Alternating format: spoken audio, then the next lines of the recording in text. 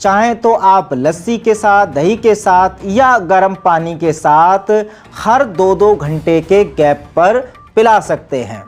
इस चूर्ण से बड़ी जल्दी दस्त रुक जाएंगे।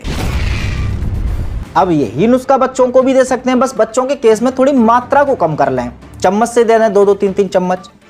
साइड इफेक्ट इस तरह की दवाओं को कुछ होता नहीं है, वो आप भी जानते हैं, हम भी जानते हैं।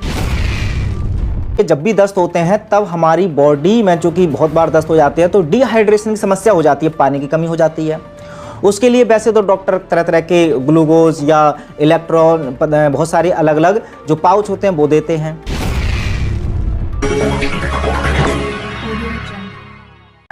देखिए, वैसे तो दस्त हो जाते हैं अच्छों को, लेकिन सबसे ज़्यादा होते हैं बच्चों को। तो शुरुआत यहीं से करते हैं कि अगर बच्चों को दस्त हो जाए तब उनके लिए सबसे सरल और घरेलू कौन सा उपचार है। उसके लिए करना क्या है, बड़ा सिंपल है। आपने लेना है 5 ग्राम काला जीरा, 5 ग्राम सफ़ेद जीरा और 5 ग्राम सौंफ और 5 ग्राम धनिया। इन सभी को बारीक पीस कर आधा चम्मच मात्रा इनकी लें और बच्चों को चाहे तो आप लस्सी के साथ, दही के साथ या गर्म पानी के साथ हर 2-2 घंटे के गैप पर पिला सकते हैं। इस चूर्ण से बड़ी जल्दी दस्त रुक जाएंगे। और सिर्फ बच्चों के लिए ही नहीं, अगर आप बड़े भी हैं तब भी इसका सेवन करेंगे, थोड़ी ज़्यादा मात्रा में कर दें, 2 चम्मच का इस्तेमाल कर सकते हैं, तो आपको भी ये जो विशेष चूर्ण है वो आपके दस्त रोक सकता है बड़ी आसानी से। अच्छा, ये भी थोड़ा सा कठिन लग रहा हो तो एक और तरीका आपको बता देते हैं, वो सबसे ज़्यादा सरल है। उसमें केवल आपने एक काढ़ा पीना है। वो काढ़ा बनाना है कि आपने 2 गिलास पानी लेना है, उसमें 1 गिलास डालनी है सौंफ, सिर्फ सौंफ। 1 चम्मच सौंफ डाल करके उसको उबालो। कब तक उबालो? जब तक 2 गिलास पानी 1 गिलास ना रह जाए। और जब वो 1 गिलास रह ही गया है तो उसको छान लीजिए और गुनगुना सिप सिप करके उसको आराम से पी लीजिए। थोड़े गैप में भी पी सकते हैं या कम से कम एक बार में आधा गिलास पी सकते हैं, बड़े हैं तो। अब यही नुस्खा बच्चों को भी दे सकते हैं, बस बच्चों के केस में थोड़ी मात्रा को कम कर लें। चम्मच से दे दें 2-2, 3-3 चम्मच। साइड इफेक्ट इस तरह की दवाओं को कुछ होता नहीं है, वो आप भी जानते हैं, हम भी जानते हैं। लेकिन अब कई बार ऐसा होता है कि बाई चांस इन दोनों नुस्खों को करने के बाद अगर आराम नहीं मिल रहा है तो एक और तरीका सुन लीजिए, वो भी सरल है। उसमें करना क्या है कि उसमें काम आएगा आपका अदरक यानी जिंजर। करना क्या है कि अदरक लेना है, उसको कूटना है। वैसे तो रोज ही कूटते होंगे अगर जो लोग चाय पीते होंगे, इस बार थोड़ा ज्यादा कूटना है। इतना कूटना है कि उसका अरक निकल आए। उसके अरक को चाहे बच्चा हो, बड़े हो, नाभि में डालकर 5 से 10 मिनट रखना है। जो हमारी नाभि होती है उस नाभि में अदरक का जो अर्क है उसको डाल करके रखें।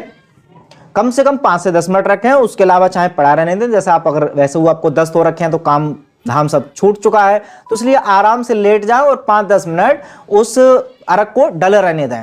आप देखेंगे कि इतना जादुई तरीके से ये दस्त तो रुक ही जाएंगे, साथ ही साथ दस्त के कारण जो मरोड़ सी उठती है, पेट में दर्द सा होता है, उसमें भी बहुत जल्दी तुरंत रिलीफ मिल जाएगा। बच्चों के केस में भी यही कर सकते हैं कि उनकी नाभि में बूंदा डाल सकते हैं। बच्चे चूंकि शैतान होते हैं, तो अभी मुझे कभी जरूरत पड़ती है तो मैं तो अपने बच्चे के जब नाभि में डालता हूं तो वहां पर पहले वो अरक डाला, उसके बाद ऊपर से रुई डाली और उसके बाद टेप से चिपका दिया ताकि वो तुरंत ना छुटा दे। तो थोड़ी बहुत देर जब 15-20 मिनट उसको रह जाते हैं, उसके बाद वो छुटा भी देता है तो कोई फर्क नहीं पड़ता, उसको आराम मिल जाता है। तो अभी तक मैंने आपको 3 तरीके बता दिए, तीनों ही आसान है, तीनों बारी बारी से भी कर सकते हैं या तीनों में से कोई एक कर सकते हैं।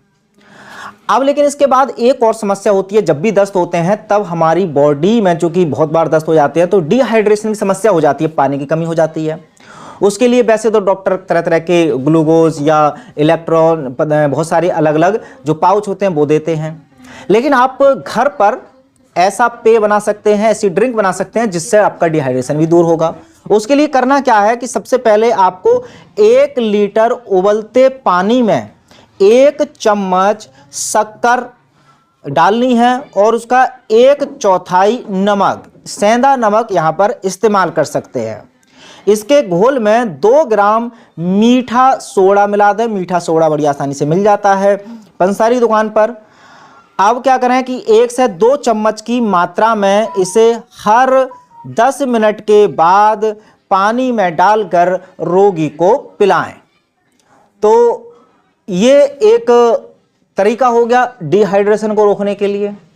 एक और शिकायत रहती है दस्तों के अलावा, जब बात पेट से जुड़ी हुई है, पाचन तंत्र से जुड़ी हुई है, तो एक और समस्या होती है कि ज़्यादातर कुछ लोग होते हैं जिनको खाना खाने के तुरंत बाद शौच क्रिया वो करते हैं, उनको शौच जाना पड़ता है। तो अगर खाना खाने के तुरंत बाद अगर पेट आपको साफ करना पड़ रहा है, तो ऐसे में जाहिर सी बात है कहीं ना कहीं पाचन तंत्र में मामला तो गड़बड़ है। तो ऐसे में इस समस्या से छुटकारा पाने के लिए भी एक तरीका है, वो भी बड़ा आसान है, वो भी सुन लीजिए। इस उपचार के लिए आपको एक तो चाहिए जीरा और एक सौंफ, दोनों को भूंज लेना है। भूनने के बाद उनको पीस लेना है। तो ये जीरा सौंफ का चूर्ण बन गया। इसको बना करके डिब्बे में रख लीजिए ताकि आपको रोज ना बनाना पड़े।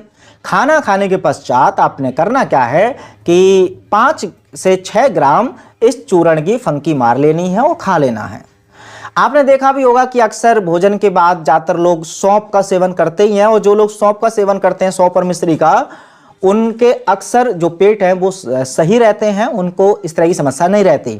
तो आदत डाल लें कि या तो आप सौंफ का ही सेवन करने लग जाएं या ये चूर्ण बना करके रख लें, लेकिन खाना खाने के बाद सौंफ और जीरा, इनमें से ये दोनों चीज़ें या सौंफ जरूर आपको लेनी है।